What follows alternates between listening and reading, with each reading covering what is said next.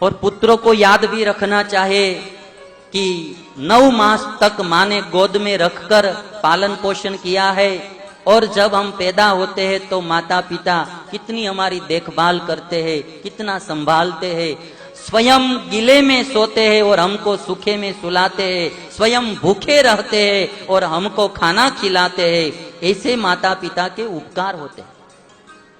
पढ़ाते हैं, फिर विवाह करवाते हैं, धंधे पे लगाते हैं, अपनी सब संपत्ति पुत्रों के नाम पर कर देते हैं, और जब माता पिता वृद्ध होते हैं तो उनकी सेवा पुत्र नहीं करता है तो ये शत्रु पुत्र के अलावा कौन होगा।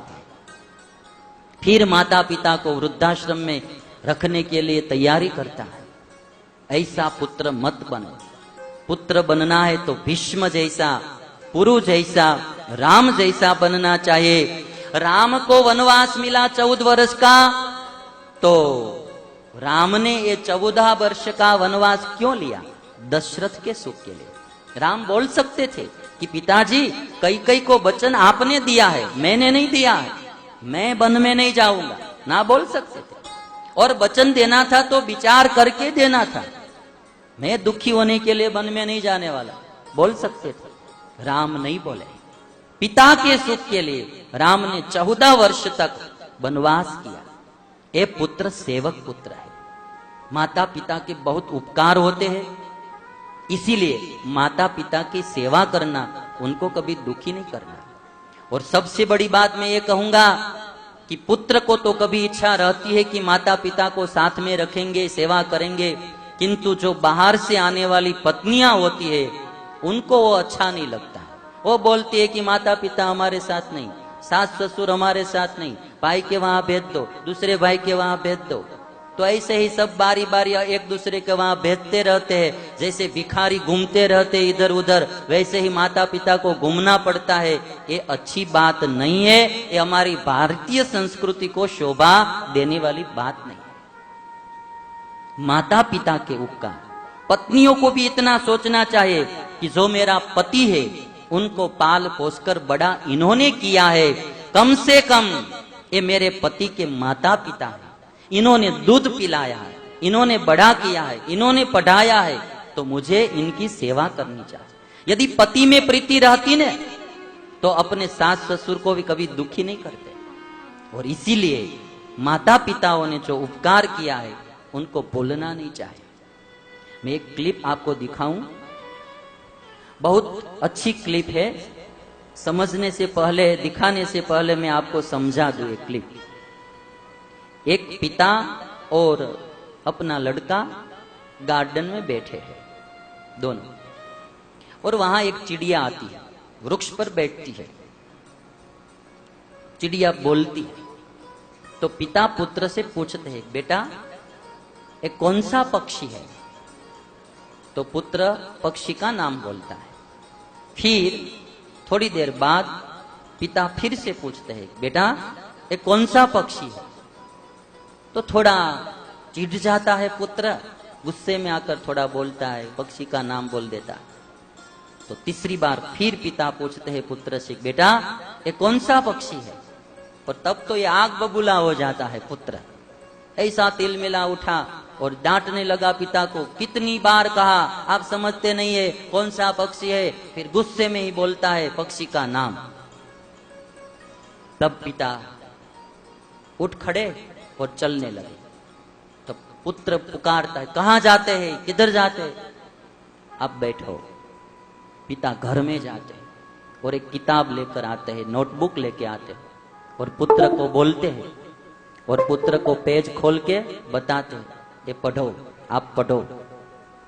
और उस किताब में लिखा था वो पिता ने कि बचपन में मेरे इस बच्चे ने, एक पक्षी जब आया बगीचे में तो पूछा कि पिताजी ये कौन सा पक्षी है? तो मैंने उसका उत्तर दिया। फिर से इस पुत्र ने पूछा, बच्चा ने, कि पिताजी ये कौन सा पक्षी है? मैंने फिर से उत्तर दिया। इस तरह 21 बार इस बच्चे ने मुझे प्रश्न पूछा था, और 21वीं बार भी मैंने उतने ही प्यार से उत्तर दिया था कि ये पक्षी यह। और वो जब बच्चे के पुत्र के पास पढ़ाया तब पुत्र की आंख में आंसू आ गया और अपने पिता को आलिंगन करके रोने लगा कि मैंने तो आपने तो 21 बार उत्तर दिए थे, मैं तो 3 बार में गुस्सा में आ गया, क्रोधित हो गया।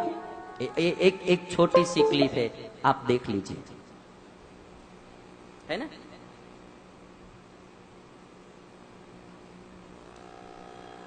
अभी इंग्लिश में आएगी, कमेंट्री लिखी हुई भी आप देख लेना, आप पढ़ सकते हैं तो इंग्लिश में रहेगा। देखिए, व्हाट इज दैट, पिता पूछते हैं पुत्र से व्हाट इज दैट, और बाद में उसका संवाद लिखा हुआ इंग्लिश में आते हैं। जो इंग्लिश जानते हो इंग्लिश पढ़ लेंगे। ये पक्षी आता है और बैठता है और पिता पूछते, थोड़ी आवाज देना, स्पैरो नाम बोलता है पुत्र। थोड़ी देर के बाद फिर पूछता है,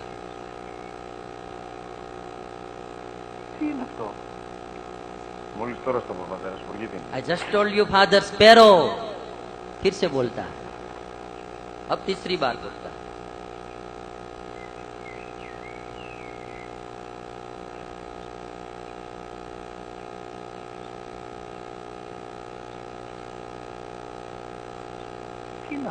What is that? Sparrow, father sparrow। गुस्सा में आ गया। देखो देखो उसका फेस देखो, गुस्से वाले का।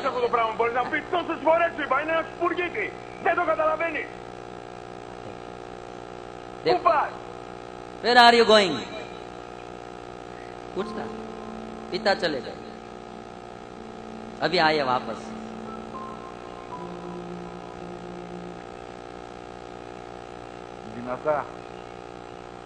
कहता है पढ़ो, ऊंचे से पढ़ो। Today my youngest son who a few days ago turned।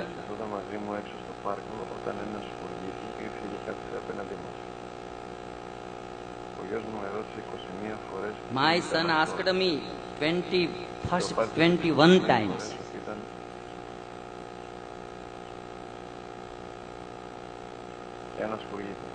Sparrow। Αγκάλιασε τεσσαράκι τις 21 φορές που μου έκανε την ίδια ερώτηση, ξανά και ξανά, χωρίς να εκνευριστώ, νιώθοντας στοργή για το αθώο μου αγοράκι. थोड़ा वॉल्यूम बढ़ाना। अब देखिए उसका दिल पिघल जाता है। देखो देखो, अब प्रेम की गंगा बहने लगी और पिता को आलिंगन कर लेता है। क्लिप्स इसलिए मैं बता रहा हूं कि कभी कभी हमको भी हमारा बचपन याद करके हमारे जो माता पिता होते हैं उनके उपकार को याद करना चाहिए। अपने माँ बाप का तू दिल ना दुखा, दिल ना दुखा। वाह वाह। अपने माँ बाप का तू दिल ना दुखा, दिल ना दुखा। अपनी जन्नत को खुदा के लिए दो जब न बना, अपनी जन्नत को खुदा के लिए दो जब न बना। अपने माँ बाप का तू दिल ना दुखा, दिल ना दुखा। अपने माँ बाप का तू दिल ना दुखा, दिल ना दुखा। अपने माँ बाप का दिल कभी मत दुखाना।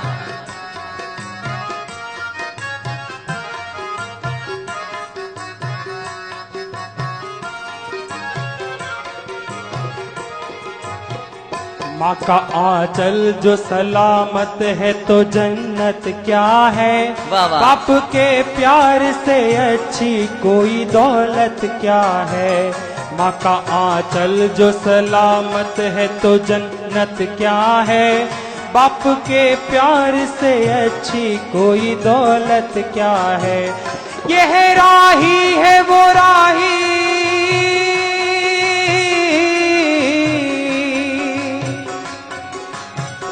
यह राही तो राही को तू अब राही न बना। अपने माँ बाप का तू दिल न दुखा, दिल न दुखा। अपने माँ बाप का तू दिल न दुखा, दिल न दुखा। अपनी जन्नत को खुदा के लिए दो जब न बना, अपनी जन्नत को खुदा के दो जब न बना। अपने माँ बाप का तू दिल न दुखा, दिल न दुखा। अपने माँ बाप का तू दिल न दुखा, दिल न दुखा। इसलिए ये जो धुंधुकारी है, वैसे पुत्र कभी भी मत बनना, कभी अपने माता पिता को दुखी मत करना। धुंधुकारी जब बहुत दुखी करने लगा, तब गोकर्ण ने अपने पिता आत्मदेव नाम के ब्राह्मण से कहा कि पिताजी, इस दुनिया में कोई का कोई संबंधी नहीं है, हमारा सच्चा संबंधी तो भगवान है, इसलिए आप जंगल में जाकर प्रभु का भजन करो। असार खलु संसारो दुख रूपी विमोहकः, सुतः कस्य धनम कस्य स्नेहवान ज्वलते निशम। इस दुनिया में किसका धन, किसका पुत्र, कोई का कोई नहीं है। न चैन्द्रस्य सुखम किंचित न सुखम चक्रवर्तिनः। गोकर्ण बोलता है, पिताजी इस जगत में इंद्र को भी सुख नहीं है। जिसको वासना रहती है, जिसको अज्ञान रहता है, ऐसे इंद्र को भी सुख नहीं है। न चैन्द्रस्य सुखम किंचित न सुखम चक्रवर्तिनः। यदि कोई चक्रवर्ती राजा हो, उसको भी सुख नहीं है। सुखम अस्ति विरक्तस्य मुनेरेकांत जीविनः। जो वैरागी पुरुष है, उसको ही सुख होता है, रागी को कभी भी सुख नहीं होता है। और ये सनातन सत्य है। धन के लालसी जो आदमी होते हैं, उसको कभी सुख और शांति नहीं होती है। जिसको धन कभी भी डिगा नहीं सकता, उसको परम शांति होती है। जिसकी वृत्ति धन में, स्त्री में, खान में, पान में, बाल में या कपड़े में चिपकती नहीं है, आकर्षित नहीं होती है, वही परम सुखी होता है। जो वासना वाला आदमी होता है, आसक्त होता है, वो कभी सुखी नहीं होता है। इंद्र को भी सुख नहीं है, राजाओं को भी सुख नहीं है। जितना ज्यादा होता है, उतना ज्यादा दुख होता है। बड़े बड़े लोगों को तो शाम को सोने के लिए, चैन की नींद पाने के लिए निद्रा की गोलियां खानी पड़ती है। भाग्यशाली तो हम है कि जहां सोते हैं वहां सुबह हो जाती है। बहुत पैसे वाले की यही दशा होती है। धन की चिंता रहती है, आने की, लाने की, जाने की, रखने की चिंता ही चिंता रहती है। इसीलिए सुख तो उसको ही है जिसको वैराग्य है। परीक्षित को जो राज में सुख नहीं मिला था, वह सुख उसको गंगा के तट पर साधु संतों के बीच में मिला था। और इसलिए गोकर्ण कहते हैं, पिताजी आप जंगल में जाए। आत्मदेव नाम का ब्राह्मण वन में जाकर दशम स्कंद का पाठ करते करते भगवान को पाकर सिद्ध गति को पा गया। अब पुत्रतास से धुंधुली जो आत्मदेव की पत्नी थी, एक दिन कुएं में गिरकर मर गई। धुंधुली ने सोचा कि ऐसे पुत्र के साथ रहने से तो मर जाना अच्छा, कुएं में गिरकर मर गई। गोकर्ण यात्रा करने के लिए चला गया। धुंधुकारी ने 5 वैश्याओं के साथ रहने लगा। उनके लिए भोग सामग्री जुटाने के लिए चोरी करता था। वैश्याओं ने सोचा कि इस चोर को राजा प्राणदंड दे, उससे पहले हम ही दे दे, जिससे धन बच जाए। हर दिन चोरी करने के लिए जाता था धुंधुकारी, वैश्याओं को प्रसन्न करने के लिए। वैश्याओं ने सोचा कि चोरी करता है तो एक न एक दिन राजा की चपेट में आ तो जाएगा ही। राजा पकड़कर जेल में डाल देंगे, सब धन हमारा छीन लेंगे, हम धन रहित हो जाएंगे। राजा मार डाले या जेल में डाल दे, उससे पहले हम ही मार डाले धुंधुकारी को, जिससे धन तो बच जाए। वैश्याओं, आजकल आदमी सोचते नहीं है, कहीं कहीं ऐसे ही घूमते फिरते रहते, किंतु पता नहीं रहता है कि अंत अच्छा नहीं होता है। वैश्याओं ने सोचा, एक दिन धुंधुकारी सोया हुआ था, गले में फांसी लगाकर दहकती हुई अंगारे लेकर इसके मुख में डाल दिया।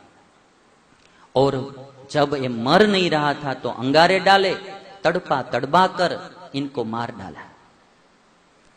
और बाद में एक गड्ढे में इस धुंधुकारी के शव को गाड़ दिया। और कोई आड़ोस पाड़ोस में पूछते थे ना कि आपका पति कहाँ गया, तो ये वेश्या ये कहती थी कि दूर दूर देश में कमाने के लिए गए हैं, बहुत वर्षों के बाद आएंगे। अब तो कहां से आएंगे, मार डाला। किंतु वासना रह गई थी धुंधुकारी की और मरा, ऐसे ही अपमृत्यु हुई तो मरकर भूत हुआ, प्रेतात्मा हुआ। धुंधुकारी भयंकर प्रेत हुआ, भूख प्यास से दुखी हो रहा था। गोकर्ण तीर्थ यात्रा में निकले थे, जब गया में आए तो वहां श्राद्ध करवाया। बिहार का पवित्र तीर्थ गया, उस गया जी में श्राद्ध करवाया धुंधुकारी की कल्याण के लिए। किंतु ये धुंधुकारी श्राद्ध से भी मुक्त होने वाला नहीं था। गोकर्ण तीर्थ यात्रा कर रहे, इस तरह ये जो धुंधुकारी है भूख से प्यास से दुखी हो रहा है। और एक बात साफ है कि जो दूसरे को दुखी करते हैं वो स्वयं एक न एक दिन दुखी होंगे ही होंगे। इसलिए हम कहते हैं कि दूसरे का दुखड़ा मिटाना चाहिए, दूसरे को सुखी करना चाहिए, दूसरे को दुखी नहीं करना चाहिए। दूसरे का दुखड़ा दूर करने वाले तेरे दुख दूर करेंगे राम। किए जा तू जग में भलाई का काम, तेरे दुख दूर करेंगे राम। जब हम दूसरे के दुख को दूर करेंगे तो हमारे दुख भगवान दूर करेंगे। और यदि हम दूसरे को दुखी करेंगे तो समझ लेना एक न एक दिन दुख आएगा ही आएगा। धुंधुकारी ने बहुत लोगों को दुखी किया था, आज स्वयं दुखी हो रहा है। भूख से प्यास से प्रेत योनि में भटक रहा है, खाने का मिलता नहीं, पीने का मिलता नहीं। मैं आपको एक दो क्लिप बताऊं। दूसरे को दुख देने के लिए जो जाते हैं वो स्वयं दुखी होते ही होते हैं। एक आदमी एक घोड़े को लाल किया हुआ लोहा, धधकता हुआ लोहा लेकर उसको ऐसे ही स्पर्श करवा रहा है। ऐसे तो घोड़ा अंदर था, बाहर ऐसी थोड़ी सी दीवार थी, ऊपर भी थोड़ा सा एक लकड़ी का पट्टा लगाया हुआ था, जैसे कि वो अपना पैर न मार सके, ऐसी सब व्यवस्था की हुई थी। घोड़ा अंदर था, आदमी बाहर था, और गरम गरम लोहा लेकर उसको ऐसे ही स्पर्श करवा रहा था। और जब वो घोड़े को ऐसे दुखी करवाने के लिए गया, तभी घोड़े ने लात लगाई और इसको नीचे गिरा दिया। और प्रत्यक्ष देखेंगे तो आपको पता चलेगा कि जो दूसरे को दुख देने के लिए जाते हैं उसको स्वयं दुख धुंधुकारी की तरह मिलता ही मिलता है। छोटी सी ही क्लिप है, आप देखेंगे तो। एक क्लिप वाला इसलिए मैं लाया हूं, एक कथाओं में नया प्रयोग है, कभी कोई इस तरह से क्लिप्स बताते नहीं है। किंतु मैंने सोचा कि हमारे सूरत में एक आयोजन था और वहां हमने एक क्लिप्स वाला प्रयोग किया, तो लोगों को, अभी तो आप देखिए पहला दिन है, अभी कैसा है कि जैसे जैसे दिन जाते जाएंगे ना ऐसी अच्छी अच्छी क्लिप्स आती जाएगी, तो आपको हंसना भी आएगा और अच्छा अच्छा मैसेज भी मिलेगा कि किस किस तरह से लोग परेशान होते हैं, दुखी होते हैं। तो अभी आप छोटी सी क्लिप देखिए। घोड़े को दुखी करने के गया आदमी स्वयं गिर जाता है, लात लगती है और पीड़ित होता है। देखिए,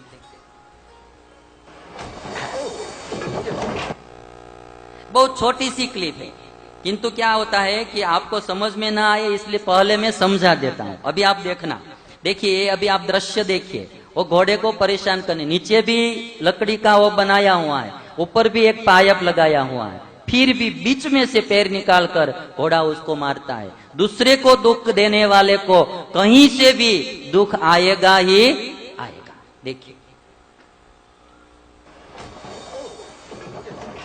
देखो। और एक छोटी सी क्लिप में इसलिए दिखाता हूं, इसके साथ ही रिलेटेड क्लिप है। एक बच्चा बिल्ली के बच्चे को लेकर जा रहा है, छोटा सा बच्चा है, नन्हा सा बच्चा, और एक पानी का बाथ बनाया हुआ है और वो बाथ में वो बच्चे को डालने के लिए जा रहा है। अभी इसको तो, बच्चे को तो क्या होता है कि बस इसको इसमें डाल देना और वो गिरेगा बच्चा बिल्ली का, और वो परेशान होगा और हम हंसेंगे, मजा करेंगे। दूसरे को दुखी करके जो हंसना चाहते हैं, दूसरे को दुखी करके जो खुश होना चाहते हैं, उनकी दशा कैसी होती है वो मैं एक क्लिप्स के द्वारा समझाना चाहता हूं। कि वो जब बच्चा और बिल्ली के बच्चे को लेकर जा रहा है और जब बाथ में डालने के लिए जाता है तो क्या होता है कि बच्चा जो बिल्ली का है वो कूदकर बाहर निकल जाता है और जो मनुष्य का बच्चा है वो बाथ में गिर जाता है। अब देखिए, अब देखिए,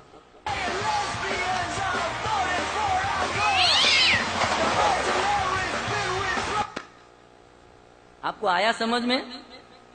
ध्यान से देखना, गौर से देखना थोड़ा, फिर से आप देखो।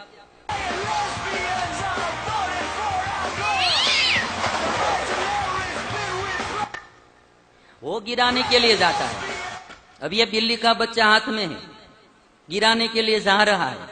अभी अभी आदमियों में क्या है पता नहीं, इतनी उम्र में ही दूसरे को परेशान करने का ही विचार आता है। आप देखिए, कभी भी कोई भी पशु या पक्षी किसी इंसान को ऐसे ही परेशान करने के लिए नहीं आता। आदमी की एक आदत सी बन गई है, बस दूसरे को दुखी करना, परेशान करना और हमको सुखी होना। तो अभी ये बच्चा देखिए, बिल्ली का बच्चा चला गया और वो गिर गया।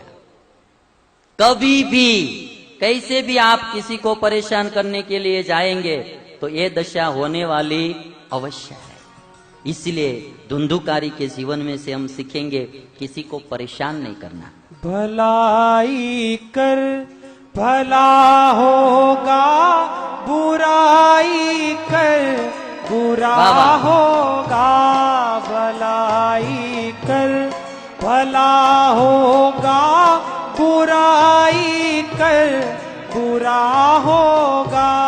कोई देखे न देखे पर वाह। खुदा तो देखता होगा। भलाई कर भला होगा, बुराई कर बुरा होगा। भलाई कर भला होगा, बुराई कर बुरा होगा। कोई देखता हो या न देखता हो, किंतु खुदा तो अवश्य देखता होगा। हम जो कुछ करते हैं, कोई देखे या न देखे, अरे या पुलिस भी देखे या न देखे, किंतु खुदा तो देखता है। एक अदालत इधर चलती है और एक अदालत ऊपर चलती है। कभी हम इधर की अदालत में बच भी जाएंगे, घूस देकर, पैसा देकर बच जाएंगे, किंतु ऊपर की अदालत किसी को छोड़ती नहीं है। और ऊपर की अदालत में क्या है? देर है, लेकिन अंधेर नहीं है। जो बोएंगे वो पाएंगे, वो अवश्य ही अवश्य पाएंगे। उधर कोई घूसखोरी लोग नहीं रहते ऊपर की अदालत में, पैसा देकर आप छूट जाएंगे। उधर न्याय ही मिलेगा, इंसाफ ही मिलेगा। और बात इतनी है कि कोई बीज को फल लाने में बहुत देर लगती है, कोई बीज को तुरंत फल आते हैं। वैसे ही कर्म के भी फल देर से मिल सकते हैं, किंतु अवश्य मिलेगा। यहाँ से जिंदगानी तेरी खाली हाथ जाएगी, फकत करनी तेरी दुनिया से तेरे हाथ जाएगी। वहाँ के वास्ते तो कुछ न कुछ तो सोचना होगा। भलाई कर भला होगा, बुराई कर बुरा होगा। कोई देखे न देखे पर खुदा तो देखता होगा। भलाई कर भला होगा, बुराई कर बुरा होगा। भलाई कर भला होगा, बुराई कर बुरा होगा। धुंधुकारी के जीवन में से हम सीखेंगे भलाई करना, बुराई कभी भी नहीं करना। बुराई करने का नतीजा कभी भी अच्छा नहीं मिलता है। अब तो गोकर्ण यात्रा करके घर पे आ गया। एक दिन रात को सोया हुआ है गोकर्ण और देखता है तो धुंधुकारी प्रेतात्मा कभी भेड़ा का रूप लेता है, कभी भैंसा का रूप लेता है, अलग अलग रूप दिखाता है। और तब गोकर्ण ने पूछा कि तुम कौन हो? अलग अलग रूप दिखाने वाला तुम कौन हो? किंतु ये प्रेतात्मा बोल नहीं पाती थी। और तब गोकर्ण ने अपने हाथ में पानी लेकर ऐसे ही अंजलि पानी डाला तो फिर बोल पाया कि मैं तुम्हारा भाई धुंधुकारी हूं, मैंने चोरी की है, मैंने लूट की है, निर्दोष को दुखी किया है, नहीं खाने का खाया है, शराब पी है, नरे मांस खाया है, कितना कितना मैंने पाप किया है, मैं प्रेत हुआ हूं, भूत हुआ हूं। तब गोकर्ण पूछता है कि मैंने तुम्हारा कल्याण के लिए गया में श्राद्ध करवाया था। धुंधुकारी कहते ऐसे एक श्राद्ध से नहीं, हजारों श्राद्ध करेंगे फिर मेरी मुक्ति होने वाली नहीं है, मैंने इतने पाप किए हैं और मुझे भाई बचा लीजिए, कैसे भी कोई उपाय करके आप इस पाप में से, इस योनि में से मुझे छुड़वाए। गोकर्ण ने कहा ठीक है, मैं कल सोचता हूं। दूसरे दिन सबके पूछा कि भाई अब क्या कर्म करूं जिससे ये धुंधुकारी का मोक्ष हो। पाप का पर्वत था और सूर्य नारायण के रथ को रोककर उन्होंने पूछा। सूर्य नारायण ने बताया कि आप भागवत की कथा करो। गोकर्ण जी ने भागवत की कथा की और ऐसा कहा जाता है कि वहां एक बांस का पौधा लगा हुआ था, उसमें 7 गांठें थी। एक दिन की कथा पूर्ण होने पर एक गांठ टूटी, ऐसे ही 7 दिन में 7 गांठ टूटी और धुंधुकारी का मोक्ष हुआ। दिव्य स्वरूप धारण करके बाहर निकला और कहा कि भाई इस भागवत कथा से मेरे सब पाप धुल गए हैं, अब मैं दिव्य स्वरूप धारण करके मुझे भगवान के पार्षद लेने के लिए आए हैं, मैं भगवान के धाम में जाता। सनकादिक मुनि कहते हैं कि नारद जी कैसा भी पापी हो, कैसा भी नराधम हो, एक बार ध्यान से, भाव से, प्यार से भागवत की कथा सुनेगा तो उसका भी कल्याण ये भागवत की कथा करती है। बाद में तो गोकर्ण जी ने फिर श्रावण मास में कथा की, सबकी मुक्ति हुई। सनकादिकों ने सप्ताह श्रवण विधि सुनाई, भागवत की कथा सुनाई। कथा के अंत में पार्षदों सहित भगवान प्रकट हुए। तब सब ने मांगा कि हे प्रभु, जब कभी कहीं भी भागवत की कथा चलती हो आप अवश्य उस कथा में पधार कर सबको दर्शन देना। ऐसी हमारी सबकी मान्यता है, चली आ रही है कि जहाँ रामायण की कथा होती है वहाँ हनुमान जी आकर बैठते हैं और कथा राम की सुनते हैं, और जहाँ जहाँ भागवत कथा होती है वहाँ स्वयं भगवान आकर बैठते हैं। भगवान एक कथा सुनते हैं और भगवान बहुत प्रसन्न होते हैं। तो इस तरह से महात्म्य के अंत में सब ने ऐसा मांगा है कि हे प्रभु, जहाँ कहाँ कथा हो आप अवश्य पधारना। तो सनकादिक कहते हैं नारद जी ऐसा भागवत कथा का महात्म्य है। यहाँ हम महात्म्य की कथा को समाप्त करते हैं और हम जो प्रथम स्कंद की कथा है वो कल लेंगे। यहाँ हम कथा को विराम देते हैं।